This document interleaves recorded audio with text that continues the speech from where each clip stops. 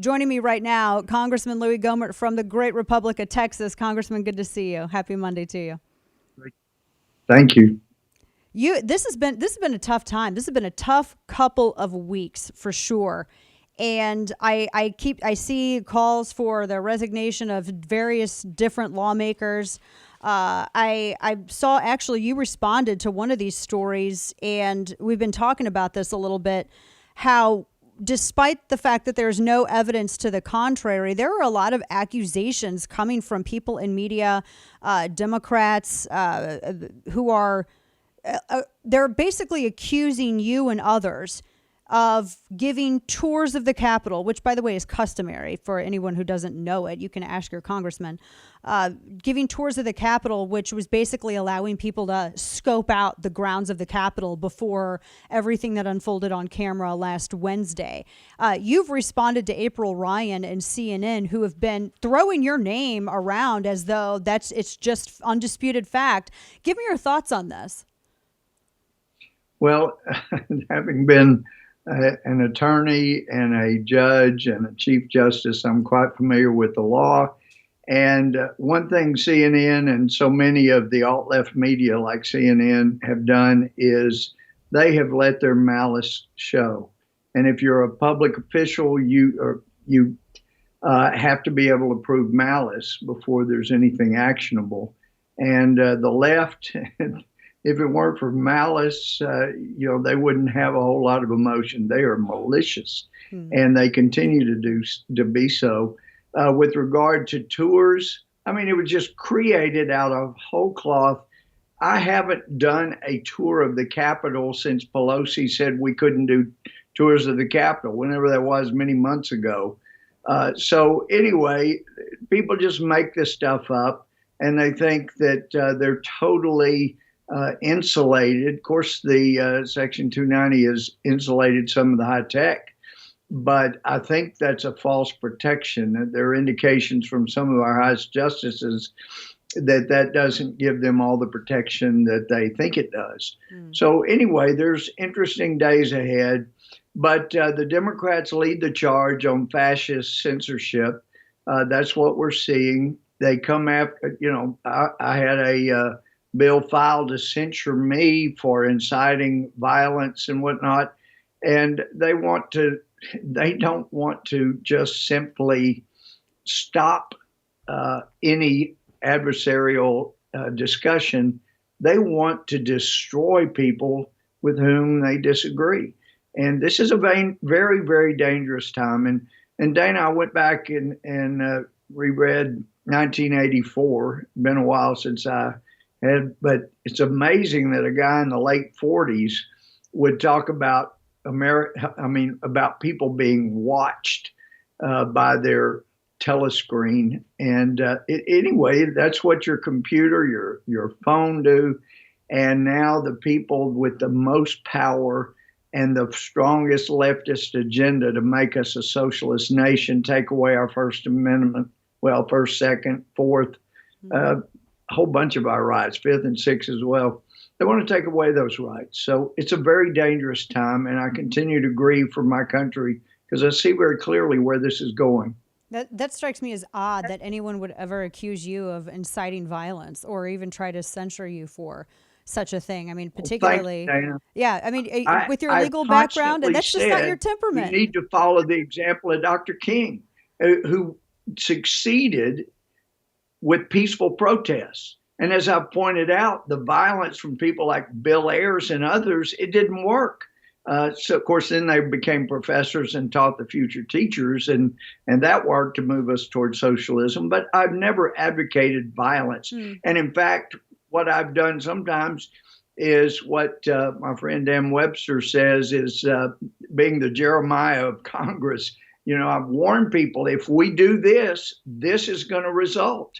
And if you prevent the institutions that were created to resolve disputes from resolving disputes, then it brings about violence. And by pointing that out as a historian, oh, they say they need to destroy me, censor me, create all kinds of problems for me. It's a vicious time for those who are Democrats as far as coming after people like me. Yeah, I know I've had that experience condemning violence apparently, and recognizing Yes, you leftist have. violence is apparently like calling for it. It's bizarre. You bring up a really good point though. We're You talking know to exactly. Congressman Louie Gohmert from the Republic of Texas.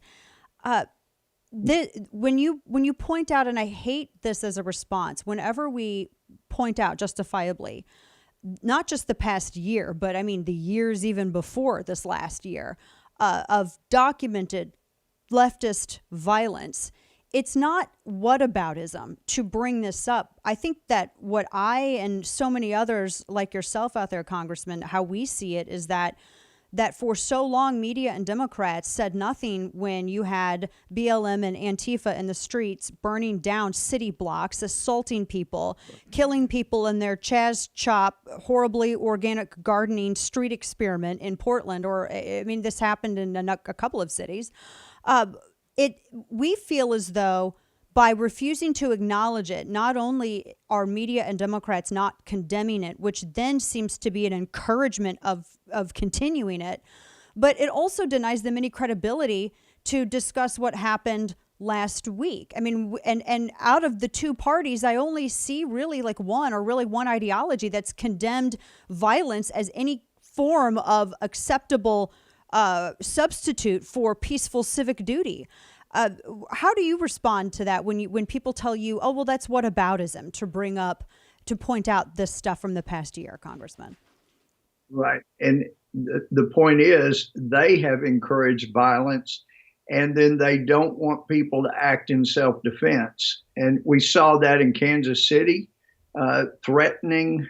And look, I started trending last week because the left media said that I was fomenting violence, and all I did was quote Nancy Pelosi. They thought it was my quote. That was, Here's we a covered quote I that said. on air. We And played then I you on quoted air and we Pelosi, played and her they came quote. out. That was unbelievable. We watched that happen in real time, and we were live on air when it happened. And we're like, well, oh my gosh, they actually are reporting this. And it went, Congressman, it went like that for at least an hour and a half, which is forever in media time. Crazy. Yeah. Yeah. Unbelievable. So that's what happens when they control too much of the reins of the media. And so, unfortunately, they control a lot of what Fox News says as well, unfortunately, these days. So it's a difficult time for those that love America, love our freedoms. We have got some difficult days ahead, and not just from the violent standpoint that's encouraged, been encouraged by Democrats in the past, and been discouraged by people like us.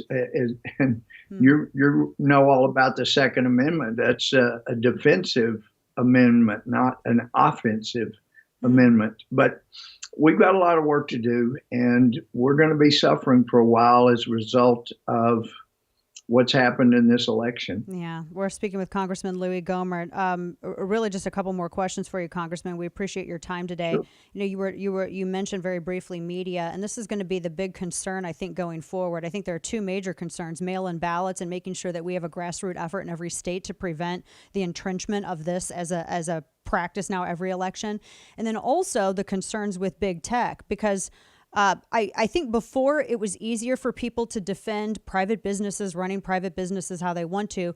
But then Twitter worked with Amazon to deplatform Parler.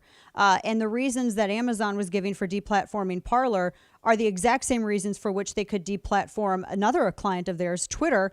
But I guess it's political affiliation that comes into play. And to that point, I also continue to see people going after, Parler and these other entities. For instance, NPR said researchers say sites like Gab, in addition to Parler and messaging service Telegram, are helping people spread the word about the insurrection, et cetera, et cetera. What gets me and what I find really disconcerting about this is that they're going after anything that has not already sworn fealty to progressive ideology. Facebook, a study was done, Congressman, showing that actually this was really ultimately organized on Facebook and Twitter, but yet they're not holding themselves to the same standards that they're projecting on their competitors. So how do we address this big tech issue? Well, it's going to take some educating, and we're going to have to get people back in the schools educating and teaching the principles of liberty and freedom and independent analysis. Those used to be coveted in America, but they're being destroyed. And it's, as I've said before, that the only thing Orwell got wrong was the year. It wasn't 1984. And in 1984, it's the government that teaches you that ignorance is bliss, and that what you think you saw with your eyes and heard with your ears, not true. Here's what you need to know. And I think about that when I looked at a Google search on vote counting stopping on the night of the election. I saw it. Many of us that stayed up during the night saw it. And the first page of the Google results, I don't know if it's still true, it was for weeks, but it was that was false. It's been debunked. PolitiHacks had said it was false, on and on and on. They're telling you can't believe your eyes and ears. You believe what we'll tell you. And it is the worst form of governmental thought control and the thought police as they had back then or in the novel. Now it's coming true. We have the thought police, and it's government combining with the high-tech industry. Yeah, it's dangerous. Very dangerous indeed. There are a lot of, interesting how there are a lot of staffers, former staffers with Facebook and other companies that worked with the Biden-Harris campaign, and I don't know what positions, if any, they'll receive in the new administration. Last question for you, Congressman Louie Gohmert. We appreciate your time today. What would you say to Americans as we are gearing up here now for the inauguration, which is Wednesday? It'll be very different looking inauguration in this pandemic era. This is, I think, in modern times, this has been one of the most difficult times for the country.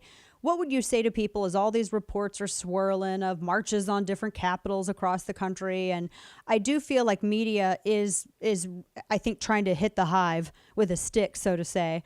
What would you tell people out there? How would what I don't know, guidance or what would you tell them? Well, I think about what I would tell them. I think about what juries used to tell me after a trial, that when they found the defendant had lied to them, they found they couldn't trust him on anything. And we'll take, for example, the fences don't work, walls don't work.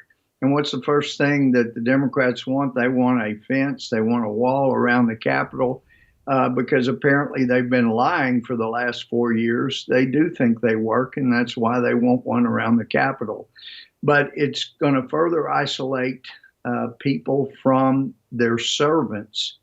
People forget that. We're supposed to be servants. And so I would urge people, protest peacefully. Violence will create more problems than it will achieve. Don't engage in violence, but please do make your voices heard peacefully but forcefully. There you go. Congressman Louie Gohmert, always appreciate your time, and be safe. Thank you. Stay safe and healthy. Godspeed.